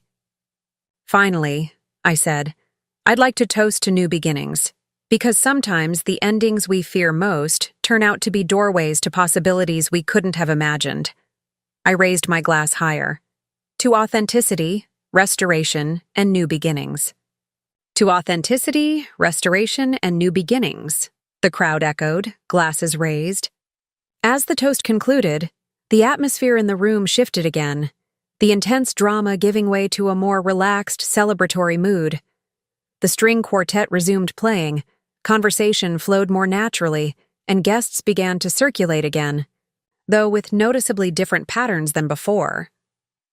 I found myself surrounded by a circle of engaged listeners, business associates and new acquaintances eager to hear more about Winterscape's projects and vision. For the first time that evening, I spoke freely about my work, my ambitions, my successes, without filtering or diminishing them. It was exhilarating, not just to be acknowledged professionally, but to integrate that core part of my identity into my social interactions without apology or constraint. From across the room, I caught sight of Richard watching me, his expression unreadable. Veronica had disappeared, perhaps sensing that her strategic value in this new landscape had diminished considerably. Catherine was engaged in damage control with her social circle, while William conversed animatedly with Henry Walsh, seemingly unbothered by the evening's dramatic turn. Emma sidled up to me during a brief lull in conversations. "So, not exactly how we planned for this to go," she observed, handing me a fresh glass of champagne. "Not exactly," I agreed. "But sometimes the best strategies emerge in the moment." "And Richard?" she asked quietly. "What happens now?" I glanced toward him, noting that he had moved to a quieter corner of the hall, nursing a drink alone. Despite everything, I felt a pang of empathy. The foundation of our relationship had been false, yes, but my complicity in that falsehood was undeniable. "I don't know," I admitted. "That conversation still needs to happen, just not in the way I originally imagined." Emma nodded, understanding. "Whatever you decide, you know you've got a whole team behind you." "I know," I said, squeezing her arm gratefully. "And that's worth more than any engagement." As Emma moved away to coordinate with the catering staff, I found myself in a moment of unexpected stillness amidst the flowing party. The weight of the portfolio containing Winterscape's documentation, the tangible proof of my professional accomplishments, felt different now, lighter somehow. The secret I had carried for so long, the division between my personal and professional selves, had dissolved. Whatever came next with Richard, confrontation, conversation, closure, I would face it as my complete, integrated self. The woman who had built Winterscape, the woman who had restored the Meridian, the woman who had, finally, restored herself. The engagement party continued around me, transformed from the networking event Richard had engineered into something more authentic, a celebration not of an impending marriage but of truth unveiled. For over an hour, I moved through conversations that would have been unimaginable earlier in the evening, discussing potential investments with the Harrington brothers, arranging a proper interview with Gordon Matthews for the Lux magazine feature, and accepting business cards from people who now saw me as Natalie Winters, CEO, rather than simply Richard's fiancée. All the while, I was acutely aware of Richard watching from the periphery. He had remained at the party, nursing the same drink for the past hour, his expression alternating between anger, confusion, and calculation. Veronica had reappeared briefly to collect her things before departing with a tight smile and promises to touch base soon, a retreat that spoke volumes about the conditional nature of her interest in Richard. As the evening began winding down, with many guests having already made their farewells, I knew the confrontation I had been postponing was inevitable. Richard and I needed to speak privately, not to salvage what was clearly unsalvageable, but to achieve some kind of closure that acknowledged the truth of our situation. I asked Emma to begin the process of seeing guests out, then made my way toward Richard. He straightened as I approached, his shoulders squaring as if preparing for battle. "Quite a performance," he said, his tone suspended between bitterness and grudging admiration. "You certainly know how to command a room when you want to." "It wasn't a performance, Richard. It was the truth, finally." He laughed, a short, humorless sound. "The truth. interesting concept coming from someone who spent 3 years pretending to be something she's not. I never pretended, I countered, keeping my voice level despite the accusation. I simply didn't correct your assumptions. Same difference. No, it's not. I gestured toward a pair of doors leading to a private sitting room off the main hall. Can we continue this conversation somewhere more private? I think we both deserve that much. He hesitated, his pride visibly warring with curiosity. Finally, he nodded and followed me into the sitting room, a beautifully appointed space with comfortable seating and a small fireplace that cast a warm glow over the antique furnishings. I closed the doors behind us, grateful for the sudden hush, after hours of party noise. Richard remained standing, declining the seat I offered with a short shake of his head. So, he began, breaking the silence, Winterscape Properties. That's quite a secret to keep from the man you agreed to marry. It is, I acknowledged. And I've been questioning that decision increasingly over the past few months. Questioning, but not actually doing anything about it. His tone was accusatory. Not until it was too late. Too late? I repeated. You mean tonight, Richard? I was planning to tell you after the party. I decided it was finally time. And I'm supposed to believe that? He paced toward the fireplace, his reflection fractured in the antique mirror above it. After 3 years of deception? Yes, I said simply. Because despite everything, I've never outright lied to you. Not once. He turned to face me, incredulity written across his features. You allowed me to believe you ran a small consulting firm. You let me pitch business ideas to people who already knew you, who probably laughed about it behind my back. You watched me try to impress contacts you already had. How is that not lying? His words stung because they contained a kernel of truth. I had allowed a false impression to persist, had watched him operate under misconceptions I could have corrected. You're right, I conceded, meeting his gaze directly. I should have been honest from the beginning. The longer I waited, the harder it became to broach the subject. That's on me, and I'm sorry for it. My apology seemed to catch him off guard. He'd clearly been prepared for defensiveness, not accountability. But Richard, I continued, you need to ask yourself why I felt I couldn't share this part of myself with you. Why I believed, with increasing evidence, that my success would threaten rather than delight you. That's ridiculous, he protested, though with less conviction than before. I would have been proud of your accomplishments. Would you? I challenged gently. Each time I demonstrated too much business knowledge or ambition, you became distant. You dismissed my insights, interrupted me when I spoke on topics you considered your domain. You explained basic concepts I'd mastered years ago as if I were a beginner. He opened his mouth to object, then closed it again, a flicker of recognition crossing his face. Think about tonight, I pressed. When you discovered who I really was, your first reaction wasn't pride or even surprise. It was anger. Not because I'd kept it from you, but because the revelation disrupted your perception of our roles. You as the ambitious provider, me as the supportive partner who would eventually set aside her cute little business to focus on family. Richard ran a hand through his hair, a gesture of frustration I'd seen countless times. You're twisting things, making me sound like some controlling chauvinist. I'm not trying to demonize you, I said, softening my tone. I'm trying to help you understand why this happened, why we both allowed a relationship to develop on a foundation that couldn't possibly support it. The fire crackled in the grate, filling the silence that stretched between us. Outside, I could hear the muted sounds of the party continuing to wind down. Voices saying goodbyes, the faint strains of the string quartet playing their final pieces. And Veronica? I asked finally. Was she just a business connection too?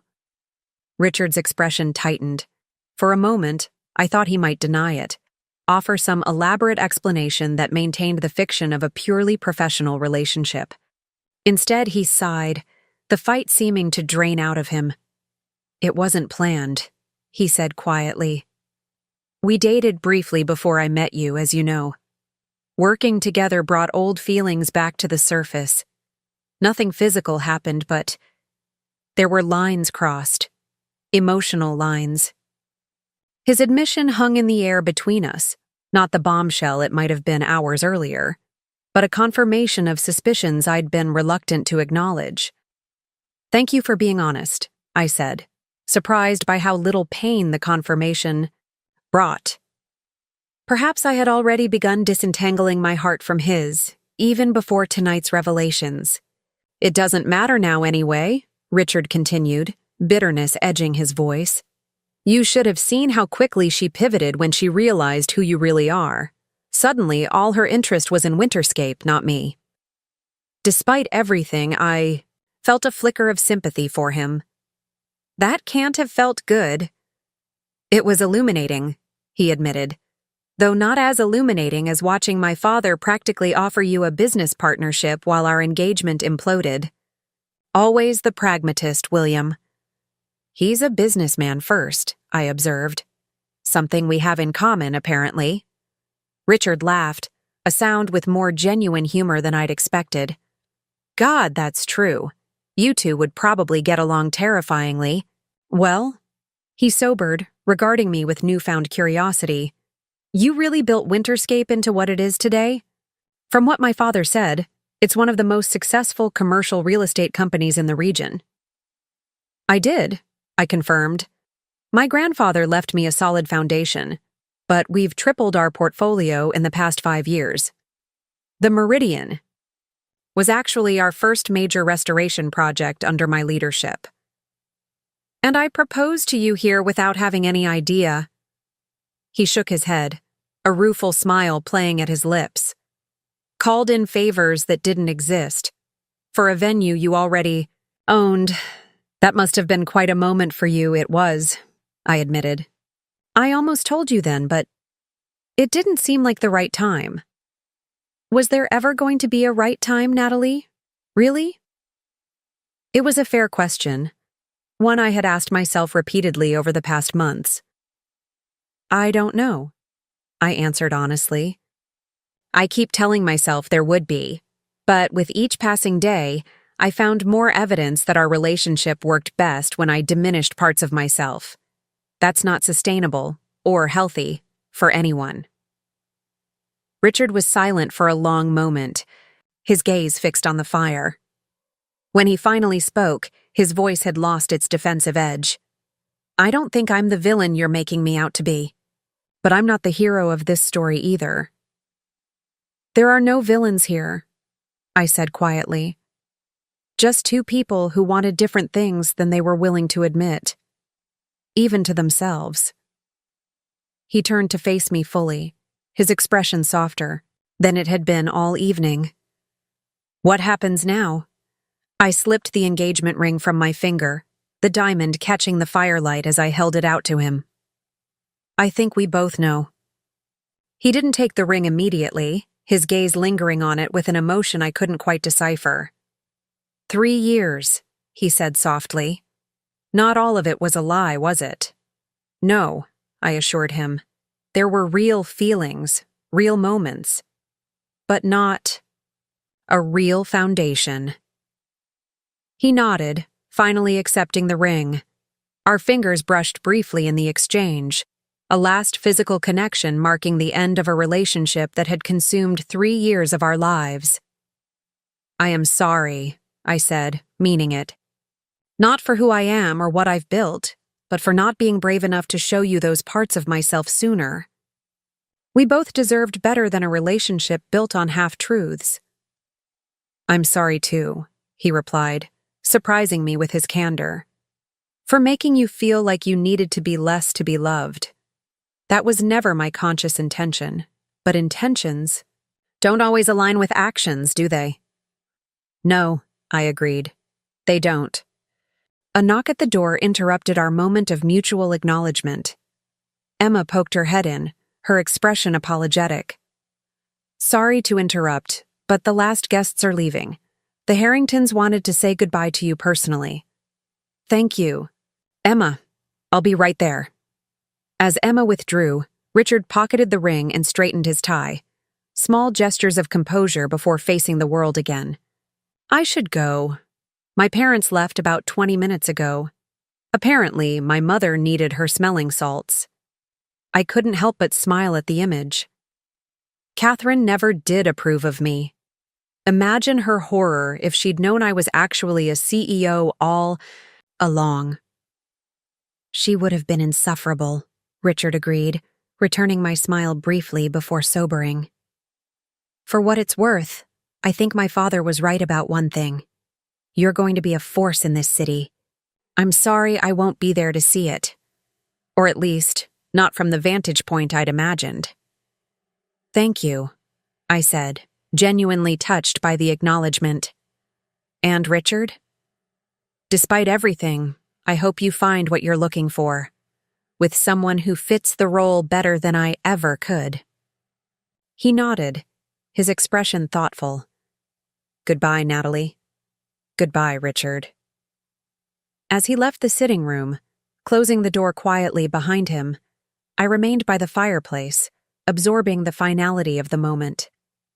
3 years of my life had just concluded in a 10-minute conversation, a relationship that had shaped my daily existence, influenced my decisions, and ultimately taught me painful but necessary lessons about authenticity and self-worth. I felt a complex mixture of emotions: sadness for what might have been had we both been different people, relief at no longer maintaining the exhausting division between my personal and professional selves, and most surprisingly, excitement for the uncharted future stretching before me. The woman who had entered the Meridian hours earlier, anxious about her fiancé's reaction to her true identity, willing to accept less than she deserved to maintain a flawed relationship, had disappeared as completely as the cream silk dress I'd carefully chosen to meet Richard's expectations. In her place stood someone both familiar and new: Natalie Winters without qualifiers or diminishments, CEO of Winterscape Properties, owner of the Meridian. A woman who no longer needed to hide her light to make others comfortable with its brightness. I took a deep breath, feeling my grandmother's sapphire earrings brush against my neck, a touchstone connecting me to generations of strong women who had faced their own moments of reckoning and emerged transformed. Then I straightened my shoulders and opened the door, ready to say my farewells to the final guests of what had become not an engagement party, but a coming-out celebration, a public declaration of self that felt more significant than any proposal could have been. The Harrington brothers were waiting in the main hall, their distinguished faces creased with genuine warmth as I approached. "There she is," Thomas Harrington said, extending his hand. "Franklin's granddaughter, finally stepping into the light. He would have been proud beyond words, my dear." "Thank you," I replied, touched by the connection to my grandfather. "That means more than you know." "We meant what we said earlier," his brother Howard added. "About discussing the Henderson project. That property has enormous potential with the right vision behind it." "I'd value your perspective," I said sincerely. "Perhaps we could meet next week?" As we confirmed details and said our goodbyes, I was struck by the ease with which I now moved through these professional interactions. No more filtering or downplaying, no more careful management of how much expertise to reveal. The liberation was intoxicating. Emma returned to my side as the Harringtons departed, leaving us alone in the grand hall. "Well," she said, surveying the now empty space, "that was quite possibly the most dramatic engagement party in the history of the Meridian. And considering this building dates back to 1897, that's saying something." I laughed, feeling lighter than I had in months. Not exactly what I had planned when I woke up this morning. "The best strategic pivots rarely are," she observed with a smile. "So, boss, what happens now?" I gazed around the Meridian, at the soaring ceilings and elegant architecture I had fought to preserve, at the space that had witnessed not just the birth and death of my engagement, but the rebirth of my authentic self. "Now," I said, certainty blooming within me, "we build something new, something true." And for the first time in years, I felt the foundation beneath me was solid enough to support whatever I chose to create next. 6 months passed, like pages turning in a well-crafted novel, each day bringing new developments, challenges, and unexpected joys as I navigated life after Richard. The night of the engagement party had marked not an ending, but a beginning, a threshold crossed into a life where I no longer compartmentalized myself into separate personas. The morning after the party, I had awakened in my apartment feeling strangely weightless, as if I'd shed an invisible burden I hadn't fully acknowledged carrying. My first act had been to call Henry Walsh to discuss setting up a foundation in my grandfather's name, focusing on architectural preservation and community development, a project I had long contemplated but had hesitated to pursue while with Richard, knowing it would raise questions about my financial capacity that I wasn't prepared to answer. That single decision, made freely, without calculation of how it might affect someone else's perception of me, set the tone for everything that followed. Professionally, Winterscape Properties flourished. The Lux magazine feature on the Meridian evolved into a comprehensive profile of the company's preservation philosophy, bringing new attention to our work. The Henderson project that I had discussed with the Harrington brothers became our most ambitious undertaking yet, transforming a neglected Art Deco department store into a mixed-use development that combined luxury residential units with affordable artist spaces and community amenities. More significantly, I stopped hiding my role as CEO. I accepted speaking engagements I would have previously declined, participated openly in industry events, and allowed my name to be associated with Winterscape's successes in press releases and media coverage. The silent owner became a vocal advocate for thoughtful urban development and historic preservation. Personally, the transformation was equally profound. I reconnected with friends I had inadvertently distanced during my relationship with Richard, particularly female friends whose ambition and success had seemed threatening to the careful balance I had been maintaining. Weekend brunches became strategy sessions, hikes turned into brainstorming opportunities, and vacations evolved into investment reconnaissance missions with women who understood the exhilaration of building something meaningful. My apartment underwent a metamorphosis as well. I finally decorated it according to my own aesthetic preferences rather than anticipating Richard's tastes.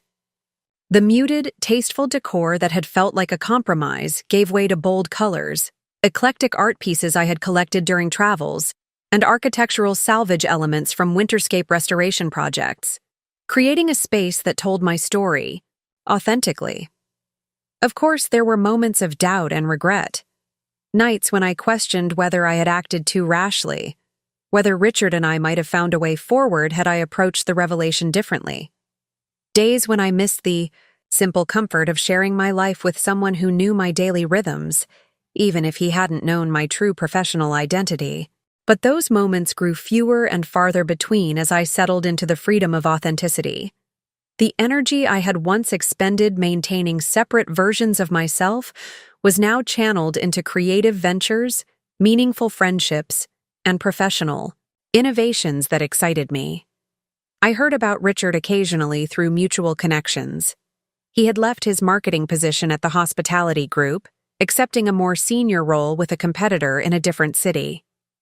The move was positioned as a promotion, though industry whispers suggested it was at least partly motivated by a desire to escape the shadow of what had happened at our engagement party. Veronica had not accompanied him in this transition, their professional partnership apparently having reached its natural conclusion. I wished him well, genuinely. Our relationship, for all its flaws, had been the catalyst for my own awakening. Without the pressure of maintaining the charade, without the constant recalibration of how much of myself Up next, you've got two more standout stories right on your screen. If this one hit the mark, you won't want to pass these up. Just click and check them out. And don't forget to subscribe and turn on the notification bell so you don't miss any upload from us.